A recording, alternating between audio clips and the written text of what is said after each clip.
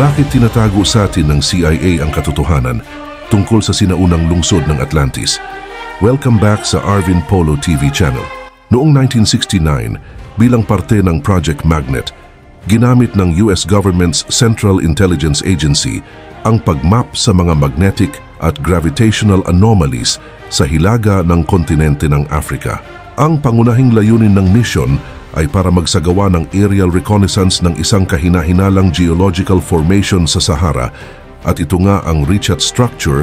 Ang Richat Structure ay patuloy pa rin pinagtatalunan ng mga geologist kung ano nga ba at sino nga ba ang lumikha ng ganitong perpektong pattern sa ibabaw ng Earth. Sinasabi ng CIA na walang anomalya na natagpuan sa lupa at tila ito ay likha lang ng kalikasan nang hindi sinasadya. Sa kabila nito, bakit hindi nila ito isinasa publiko? May itinatago ba ang intelligence? Bakit ayaw nila itong ipakita sa mga tao? At ano kaya ang itinatago ng CIA sa ilalim ng Sahara? At yan ang ating aalamin. Kung may mga tao man na naglalakad sa disyerto malapit sa maliit na bayan ng Uadain sa Mauritania, wala silang makikitang kakaiba dito. Buhangin at bato lang. Ang pangunahing misteryo ng lugar na ito ay aksidenteng nadiskubre lang noong 1965. Noong panahong iyon, may ginagawang space mission ang NASA na Gemini 4. Ang isang astronaut ng Amerika ay dapat lalabas na sa outer space sa unang pagkakataon sa kasaysayan, pero isang nakakatuwang pangyayari ang naganap bago pa man umabot sa destinasyon ang spaceship. Habang tinitingnan ang ating planeta mula sa mga bintana ng spaceship, napansin ng crew ang mga kakaibang hugis bilog na pattern sa disyerto ng Africa. Yun ang unang pagkakataon na nakunan ng litrato ang Richat Structure. Matapos ang discovery na ito, maraming researchers ang pumunta para pag-aralan ang geological curiosity na ito. Ang diameter ng Richat ay nakakamangha 50 km. Ang hugis nito ay parang Jupiter's Great Red Spot, pero hindi tulad ng Jupiter. Ang structure ay nahahati sa malinaw na defined concentric rings at halos perpektong bilog ang bato at sandstone. Ayon sa geological studies, mas matandang bato ang nasa sentro ng anomaly na ito, habang ang sedimentary at mas bata na mga bato ay nasa labas naman ng rings at ridges. Ang pinakamatandang ring ay mga 600 million years old. Para sa mga lokal, itong marka sa lupa ay manifestation ng Diyos, ang Eye of God, kaya tinawag nila ang structure na Eye of the Sahara. Sa kabilang banda, sinusubukan ng mga siyentista at geologists na intindihin kung paano nabuo ang himala ng kalikasan na ito mula sa scientific point of view. Sa ngayon, may 3 research camps na pinahayag ang kani-kanilang iba't ibang hypothesis. Ang mga kinatawan ng unang kampo ay naniniwala na ang ring structure ay isang impact crater na nilikha ng meteorite na maaring tumama sa Earth maraming taon na ang nakalipas. Pero hindi 100% sure ang hypothesis na ito. Halos flat kasi ang formation na hindi karaniwang dulot ng impact crater. Ang mga taga-suporta naman ng pangalawang version ay nagsasabing ang Eye of the Sahara ay bangkay ng isang sinaunang bulkan. 100 years ago na ang nakalipas, naghiwalay ang Pangaea, isang supercontinent na dating nag-uugnay sa halos buong lupa ng Earth.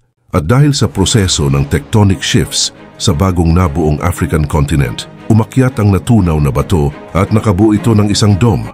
At dahil lumipas na ang milyon-milyong taon, ang ibabaw ng lupa ay umangat dahil sa erosyon o pagguho. At habang bumabagsak ang dome, naiwan ang circular ridges dahil magkakaiba ang bilis ng pagkasira ng iba't ibang uri ng bato sa loob nito. Pero pwede rin itong kontrahin at hindi paniwalaan dahil walang volcanic rocks ang natagpuan dito. At ayon naman sa kinatawan ng ikatlong kampo, ang kanilang bersyon ay fantastical dahil sinasabi nila na gawa ito ng mga alien. Naniniwala sila na dati itong isang airfield na ginawa ng mga alien para sa kanilang spacecraft. Medyo malabo ang teoryang ito kung iisipin, pero bakit hindi agad siniwalat ng CIA ang tungkol sa ginawa nilang pag-aaral noon sa Richat Structure?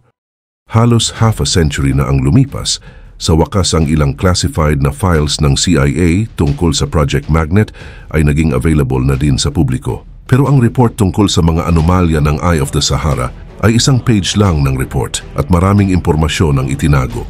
Gayunpaman, salamat dahil napanatili ng ilang tao ang mga electronic copy nito. Dahil dito, nalaman nila dito ang iba't ibang exotic na pananaw tungkol sa kasaysayan ng Earth, kabilang din dito ang paglalarawan ng global floods. At isa ito sa mga sinasabing sumira sa buong syudad ng Sahara.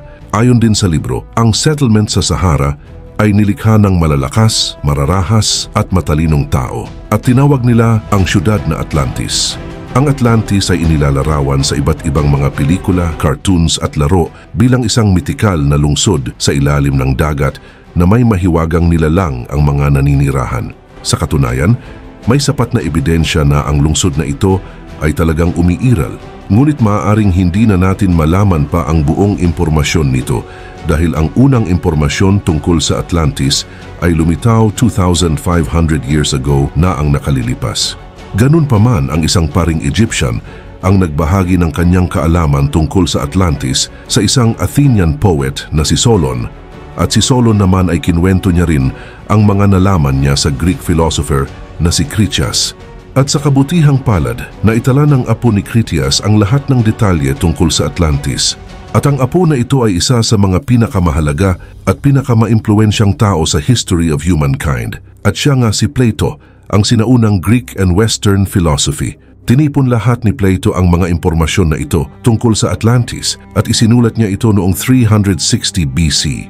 Pero ang nakakalungkot na ang kasaysayan lamang ng huling mga taon ng Atlantis ang nalaman ni Plato at wala siyang alam kung paano ito nabuo.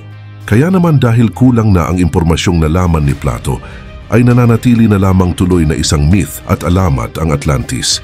Pero ayon sa kanya na natagpuan ni Poseidon, ang Diyos ng dagat ng mga Griego, ang Atlantis. Naglakbay siya dito upang hanapin ang pinakamalaking isla at sa paghahanap niya hindi niya lang nakita ang isla, kundi dito rin niya natagpuan ang kanyang tunay na pag-ibig, isang dalagang nagngangalang Cleito. Napakaganda niya kaya nag-alala si Poseidon na baka may iba pang ma-in-love at nakawin siya. Kaya nagtayo siya ng isang palasyo at pinaligiran niya ito ng 3 pabilog na kanal. Pagkatapos ay nagkaroon sina Poseidon at Cleito ng 10 anak at isa sa kanila ay pinangalanang Atlas. Siya ang naging hari ng Atlantis at ang lahat ng naninirahan sa Atlantis ay mga demigod at wala silang katulad sa mundong ibabaw. Bagaman alam natin na karamihan sa mga myth ay katang-isip lang, pero ang ilang mga kwento dito ni Plato ay tumutugma sa katotohanan. Ayon kay Plato, ang isla kung saan matatagpuan ang Atlantis ay talagang napakalaki, kasing laki ng kasalukuyang Iceland. Ang mga gusali sa lungsod ay inayos din na parang mga concentric circle at sa gitna nito, narito ang isang banal na templo na nakatuon lang kay Cleito at Poseidon at napapalibutan din ito ng isang gintong pader. Ayon pa kay Plato, ang katalinuhan ng mga Atlanteans ay nakatulong sa kanila na lumikha ng isang complex defense system na nagpoprotekta sa kanilang pamayanan. Humukay sila ng isang malaking kanal papunta sa dagat at nagtayo din sila ng mga tulay na nakakonekta sa iba't ibang bahagi ng isla. At kasabay ng mga tulay, hinukay din nila ang mga tunnel at binilog nila ito sa mga bato. Ang bawat daanan patungo sa lungsod ay napapalibutan ng mga gate at tore at bawat bilog ng lungsod ay napapalibutan ng pader. Ang mga pader ay gawa sa pula, puti at itim na bato na kinuha mula sa mga kanal at tinakpan ng tanso, lata at isang mahalagang metal, ang orichalcum. Ito ang dahilan kung bakit walang tsansa ang sino man na sakupin o atakihin ang lungsod nila. Ipinaliwanag din ni Plato na sa Atlantis, ang mga tao ay nagtatanim ng kanilang sariling pagkain dahil sa napakataba dito ng lupa. Tahanan din ito ng iba't ibang mga hayop na inaalagaan gaya ng mga tupa, kambing, kabayo, mga toro at maging mga elepante. Hindi na kailangan ng Atlantis na magtatag ng business relationship sa iba pang mga kapangyarihan dahil ito ay ganap na sapat na para sa kanilang civilization. Demokrasya din ang umiiral sa loob ng lungsod na ito. Ito ay tila katulad din ng Utopia ni Cameron tungkol sa mapayapang Pandora. Kahit na ang mga naninirahan sa Utopia na pamayanan ay kumpleto na sa lahat ng kinakailangang benepisyo sa isang lugar, ay may pagkakataon pa din na hindi ito sapat para sa kanila. Kaya't sinakop ng mga Atlanteans ang mga bahagi ng Libya sa loob ng Pillars of Hercules mula sa Ehipto at ang kontinente ng Europa hanggang sa Tyrrhenia, ang teritoryo ng modernong Italia. Pagkatapos ay sinimulan ng mga Athenians na mabawi ang mga lupain at palayain ang mga taong pinasailalim sa pagkaalipin. Napakadugo ng labanang ito dahil ang mga Atlantean ay may malakas na katawan at malawak na kaalaman sa agham na nakatulong sa kanila na bumuo ng mga tusong estratehiya at natatanging mga sandata. Sa huli nagtagumpay ang mga Athenian, ngunit hindi iyon ang dahilan kung bakit nawala ang Atlantis. Ayon sa mga myth na maingat na binabantayan ng mga Diyos ang mga labanang ito, hindi nagustuhan ni Zeus na naging gahaman ang mga Atlantean kaya nagpasya siyang parusahan sila sa kanyang sariling paraan. Sa pamamagitan ng malakas na tubig ay binaha niya ang buong lungsod kasama na ang mga nakatira dito. At kung merong mitolohiya ay meron din naman paliwanag dito ang science. Ayon sa siyensya, noong mga panahong iyon na lumubog ang Atlantis sa tubig ay dahil ito sa malakas na hagupit ng hangin, sabayan pa ng malalaking mga alon. Kaya naman ang resulta, isang malakas na tsunami ang bumaha sa lahat sa paligid ng mundo. At mga 11,500 years ago, ang buong kontinente ay nabalot ng tubig. Sa katunayan, ayon sa mga statistics ng sinaunang panahon, ang mga tsunami ay mas mataas at mas malakas kumpara sa modernong mga killer wave sa ating henerasyon. Kaya naman hindi malabong 11,000 years ago, may naganap na tsunami na bumura sa buong Atlantis ng isang iglap. At kung tunay nga itong umiral, ay malamang hindi na natin ito makikita pa dahil nasa kalaliman na ito ng dagat. At FYI 5% pa lang po ng buong karagatan ang nadidiskubre ng mga tao, sa makatuwid 95% pa ng dagat ang nananatili pa ding misteryo. Sa kabila nito, napakahirap talagang hanapin ng Atlantis dahil unang-una ang sulat ni Plato ay batay lamang sa iilang impormasyon. Ang tanging pinupunto niya lang sa mga sulat niya ay ang lungsod ng Atlantis ay nasa kabila ng Pillar of Hercules. At ang Pillar of Hercules ay ang Gibraltar Strait. At ang lugar ng Gibraltar Strait ay hindi na po umiiral ngayon. At hindi na malaman kung saang lugar ito sa ating panahon. Kaya't bagaman hindi natin makita ngayon ang Atlantis, ay malamang sa paglipas ng panahon at pag-unlad pa ng siyensya at teknolohiya ay baka malaman na talaga natin ang tunay na lokasyon ng lumubog na advanced civilization ng Atlantis. Sa katunayan, ayon sa ilang mga researcher, posibleng ang lokasyon ngayon ng Atlantis ay Antarctica, Azores at Doñana Park sa southern Spain. Pero ang Richat structure talaga ang pinaka-nakakagulat sa lahat. Nakakapukaw pansin kasi talaga ang mga pattern ng Richat, kahawig ng Atlantis. Natagpuan din dito ang mga asin, patunay na may tubig dagat dito noon. Bukod dito, sa disyertong ito may mga bangkay din dito ng sinaunang mga balyena, isda, pagong, buwaya at manatee. Pero may mga butas pa rin ito at hindi pa din pwedeng paniwalaan dahil hindi kumpleto ang mga singsing ng Richat at walang ebidensya ng kanal na binanggit ni Plato. Sa sukat, tugma naman ito sa inilarawan ni Plato tungkol sa Atlantis, pero may mga kontra pa rin dito. Sabi nila na kung talagang ito ang Atlantis, dapat ang sukat dapat niya ay sakop ang buong Eye of the Sahara na umaabot sa 40 km ang diameter. Bukod dito, ang Richat structure ay tanaw ang Atlantic Ocean at Atlas Mountains sa Hilaga. Pero may mga skeptical pa rin na nagsasabing ang Atlantis ay isang isla, samantalang ang Eye of the Sahara ay bahagi lang ng malaking kontinente. Pero ang isa pa sa nakakagulat ay ang mga balangkas ng elepante na natagpuan sa Mauritania. Nakita din dito ang kulay puti-itim at pula na mga bato sa Uadain malapit sa Richat structure. Ayon kay Plato, gawa sa ganitong mga bato ang mga bahay sa Atlantis. Sinasabi rin ni Plato na mayaman ang Atlantis sa bakal, tanso at ginto, na katulad ng mga mineral na ini-export ng Mauritania ngayon.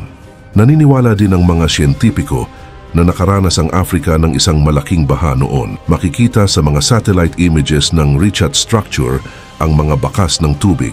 Sa kabila nito, ito pa ang isa pang batayan na talagang ang Sahara Desert ay ang Atlantis.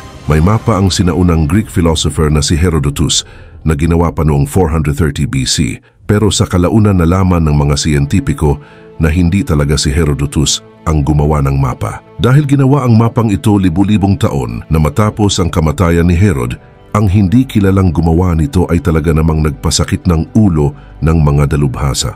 Dahil ang mapa ay tinutukoy na ang mga naninirahan sa Atlas Mountains ay mga Atlanteans, ngunit hindi niya binanggit ang salitang Atlantis. Ngayon, may isa pang mapa na para ding Atlantis na nilikha naman ng Roman geographer na si Ptolemy na nabuhay 2,000 years ago na. Sa map niya makikita na sa kanlurang bahagi ng Sahara nakalagay ang Atlante at ito ay isang lungsod, hindi mga bundok. Sa paghahanap sa mga Atlanteans, ang mga tao ngayong 20th century ay talaga namang seryosong nagsagawa ng mga paghuhukay sa Morocco, partikular sa Taforalt o kilala rin bilang Grotte des Pigeons. Pinag-aralan ng mga siyentista ang DNA ng mahigit 30 balangkas na natagpuan sa mga libingang. Ang DNA ng sinaunang tao ay bahagyang katulad sa mga modernong mga ngaso ng tribong Hadza sa East Africa.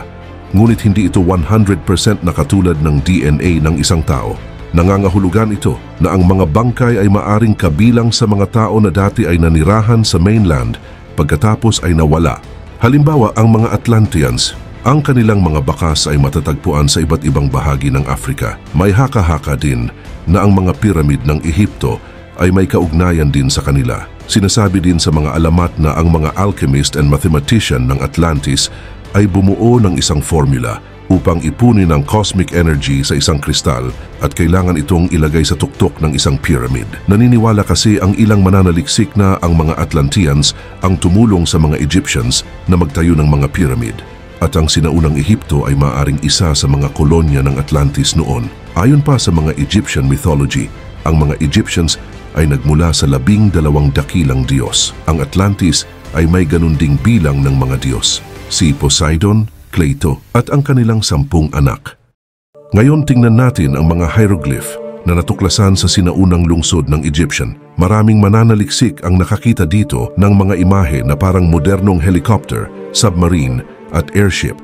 At sinasabi na ang super advanced na sibilisasyon ng mga Atlanteans ay maaring nagtataglay na ng ganitong mga makabagong teknolohiya noon. Bukod dito, kung paniniwalaan natin ang mga alamat, ang sibilisasyong ito ay maaaring hindi talaga mga tao. Sinasabi kasi ng mga alamat na ang mga Atlanteans ay maaaring lumaki hanggang 6 na metro at mayroon silang 6 na daliri sa bawat kamay. Marahil, ang mga facial feature ng mga Atlanteans ay naiiba rin sa ibang mga bansa. Mayroon silang malalapad na labi, bahagyang patag na ilong at malalaki at makahulugang mata. Parang pamilyar, no? Hindi kaya mukha silang mga avatar ni James Cameron. Medyo nakakabilib lang talagang talakayin ang mga ganitong uri ng paksa. Naway nagustuhan nyo ang episode na ito. At please subscribe na din pala sa ating channel para updated ka kapag may mga bago kaming video na i-upload. Maraming salamat po.